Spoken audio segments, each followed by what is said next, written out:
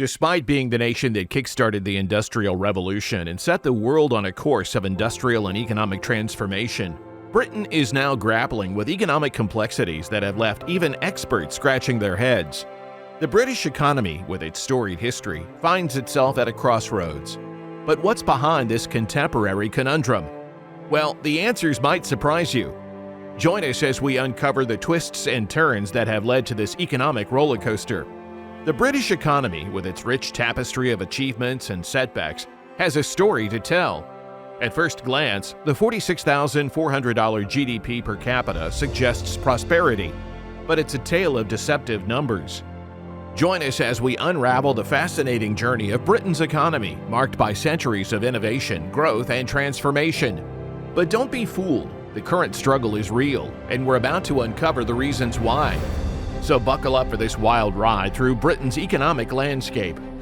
But before we begin, we would like you guys to subscribe to the channel, like this video, and hit the notification bell icon so you don't miss out on amazing and entertaining content. It all starts with the fact that much of Britain's economic wealth is concentrated in the southeastern region, accounting for a staggering 47% of the GDP, despite being home to only 37% of the population. In this prosperous world, you'll find splendid country houses, prestigious schools, well-endowed Oxbridge colleges, and high-paying jobs at multinational corporations. But venture beyond this golden bubble and you'll encounter a starkly different reality. Since the devastating financial crisis of 2008, Britain's economy has struggled with weak productivity and low wages. In fact, it recently lost its position as the world's fifth largest economy to India. The past few months have been especially tough, with soaring energy prices, double-digit inflation, the passing of the longest-serving British monarch, and the resignation of the shortest-serving prime minister. The repercussions of the 2008 financial crisis were profound. The British government, concerned about rising deficits, adopted austerity measures, prioritizing debt reduction over productivity and demand stimulation. The results were disastrous, with real wages declining for 6 consecutive years and no increase in real household income for the past 15 years. To put it in perspective, in 2007, the average UK household was 8% worse off than Norway and 6% worse off than the US. However, these gaps have since widened dramatically, reaching a record 20% deficit compared to Norway and 16% against the US. Real household income plays a pivotal role in driving economic activity. Its growth supports well-being, living standards, consumer spending, and overall economic expansion. Conversely, stagnation in real household income can negatively impact consumer spending, economic growth, income inequality, government finances, savings, and investment. A survey by the Resolution Foundation found that 11% of Britons, equivalent to 6 million people, had gone hungry because they couldn't afford food, and 60% of adults, 32 million adults, reported a worsening financial situation since the beginning of 2022. This grim situation is a result of Britain's stalled growth machine. The low-growth economy not only erodes living standards, but also leads to higher taxes for deteriorating public services. The education system is struggling with insufficient funds and teachers, while the National Health Service is crumbling. For decades, the UK favored finance over industry, austerity over investment, and a closed economy over an open one. The result is falling wages and shockingly low productivity. Britain ranks among the least productive developed countries, with its workers producing fewer goods and services per hour. Between 2000 and 2007, British productivity growth was second only to the United States within the G7 group of countries, growing at an average annual rate of 1.9%. However, the global financial crisis had a catastrophic impact. From 2009 to 2022, Britain's productivity growth was the second lowest among the G7 nations. The toll of this lost decade is undeniable. If Britain's productivity growth had not declined after the financial crisis, its GDP per person would be 18% higher than it is today. Britain's productivity puzzle is a subject that's ignited numerous debates and concerns. One thing most experts agree on is the profound impact of the UK's lackluster investment rate. Think of investment as the fuel that powers the engine of productivity growth. It infuses capital into machinery, technology, and human skills, enabling businesses to streamline operations, adopt cutting-edge innovations, and bolster the capabilities of the workforce. These enhancements collectively translate into heightened efficiency, enabling the production of superior goods and services in both shorter and longer time frames. Yet the UK is lagging behind in the investment game. In the aftermath of the financial crisis, the UK's business investment rate, which measures the percentage of GDP allocated by firms for constructing facilities, purchasing equipment, and conducting research and development, dwindled. This decline compounded an already mediocre rate from the 2000s, putting the UK even further behind comparable countries. To make matters worse, the UK falls short in a broader spectrum of intangible investments, such as market research, branding, and employee training. This underinvestment, both in tangible and intangible assets, is a key reason for the UK's productivity gap when compared to its peers. So why are businesses hesitant to invest? The answer lies in the cloud of uncertainty that hangs over them, both at the individual firm level and within the broader economy. If we look at the graph illustrating the rise in economic policy uncertainty over the past 25 years, it reveals a continuous upward trajectory, especially following the financial crisis and the aftermath of the Brexit decision. In 2008, as the financial crisis wreaked havoc on the economy, the UK government had to bail out British banks at a staggering cost of £141 billion, exposing itself to liabilities exceeding £1 trillion. The intervention was necessary to prevent the collapse of the British banking system. Simultaneously, the government launched a $31 billion stimulus package, extended unemployment benefits, and expedited capital spending to kickstart economic recovery. These actions led to years of budget deficits and a debt accumulation that reached around 70% of GDP. In 2010, the Conservative-led government initiated austerity measures to eliminate budget deficits, resulting in cuts to various public services, including the police, road maintenance, libraries, courts, prisons, and housing assistance for seniors. Austerity aimed to boost economic growth by instilling confidence in the markets, but its impact on growth remained limited. Since 2010, the Conservative government has announced over £30 billion in cuts to welfare payments, housing subsidies, and social services. Despite these grim statistics, British leadership appears to be in a state of denial regarding the consequences of their policies. Due to significant public spending cuts, poverty, especially child poverty, has surged in the country. Prior to the budget constraints, both Conservative and Labour-led governments had made strides in reducing childhood poverty. However, since 2012, when the Welfare Reform Act was passed as a core part of austerity, approximately 600,000 children have fallen back into relative poverty. Now, a staggering 4.2 million children in the UK, or 1 in 3, live in poverty. This is a shocking reality for a country often considered wealthy. Then there's Brexit, a decision that has clearly done direct economic harm. In 2021, as the UK severed ties with the EU's Single Market and Customs Union, companies engaged in trade with the EU encountered a labyrinth of new regulations, paperwork, and checks on various goods. The result?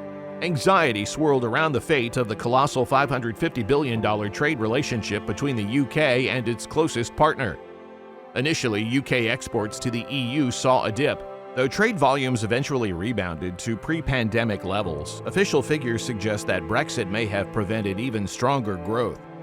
A recent survey of 500 firms by the British Chambers of Commerce revealed that over half of them were still grappling with the new post-Brexit system. The bureaucratic hurdles may have discouraged smaller exporters from participating. Additionally, a study examining customs classifications found that the variety of goods being exported had dwindled. The same narrative holds true for imports. Volumes have bounced back to pre-pandemic levels.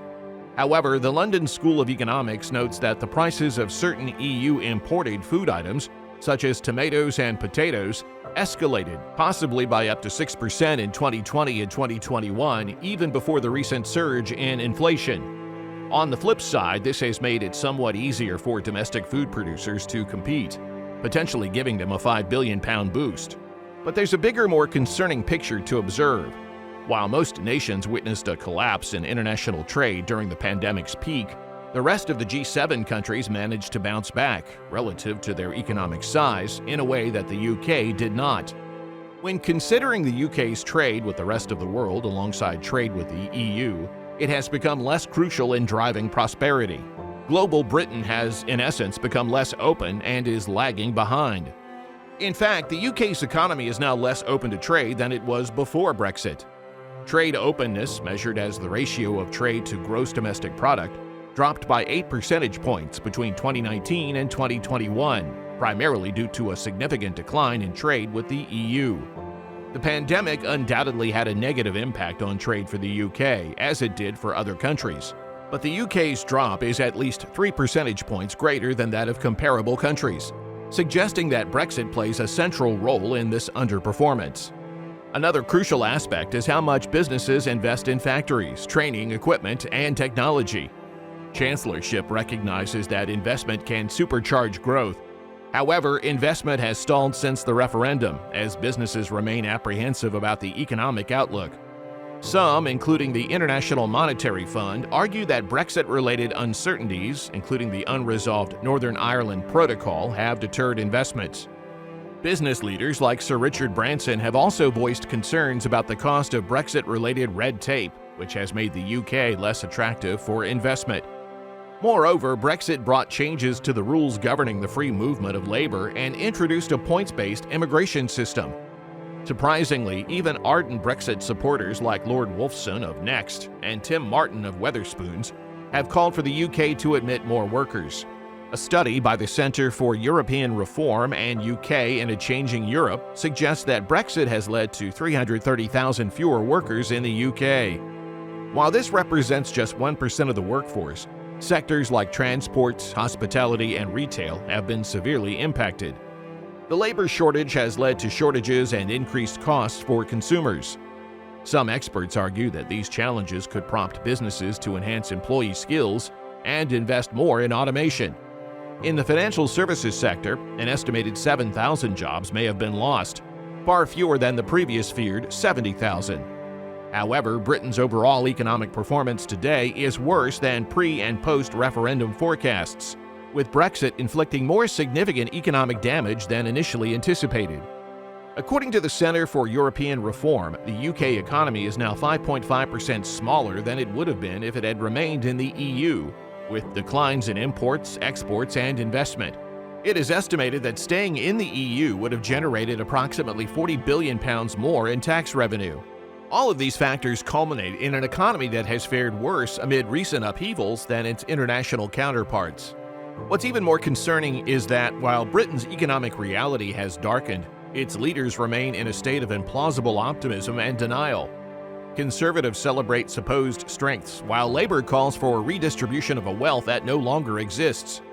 Across the spectrum, the policy discourse is unmoored from the gravity of Britain's economic decay.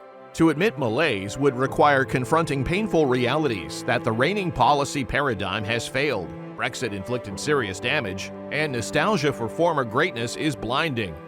It is politically easier to pretend the economy is healthy and that leaving the EU has been vindicated. The evidence, however, increasingly pierces through denial.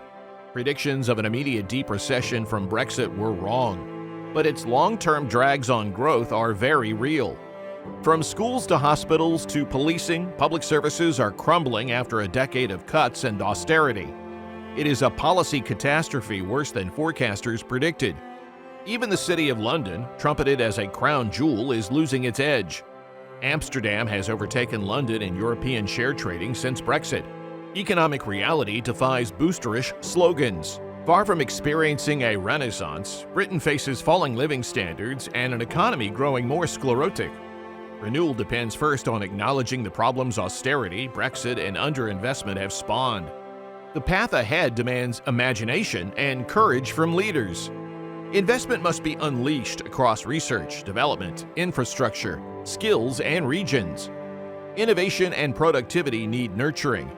Trading relations require resetting for openness. Immigration should align with economic needs. And transitioning from financial services to high-value industries is critical. These are generational challenges without quick fixes, but meeting them can renew prosperity. With vision and reform, the UK can nurture the industries, talent, and firms that drive growth. Public services can be rebuilt to expand opportunity. and the economy can work for all citizens again, not just a privileged city elite. Turning Britain's stagnation around will also require honesty. The country must face up to past policy failures, not deny them. Brexit's costs need acknowledging, not temporary band-aids. Voters must understand the constraints of diminished growth, and a new social compact is needed between groups now polarized. Reviving the economy depends on discarding vain nostalgia and magical thinking. The first industrial revolution made Britain the workshop of the world, but no manufacturing golden age can be resurrected. 21st century prosperity demands embracing the future, green innovation, artificial intelligence, biotechnology, and more. The path ahead will not be easy. Much remains unsettled from Brexit, from the Northern Ireland Protocol to permanent arrangements for vital industries like financial services and fishing. There are still complex issues around reducing trade friction, cooperating on science, and crafting durable economic partnerships. Realizing the potential gains will require political courage and strategic vision, but the scope for mutually beneficial new relationships exists. The UK must approach future negotiations in a spirit of pragmatic cooperation focused on shared interests, not zero-sum politics.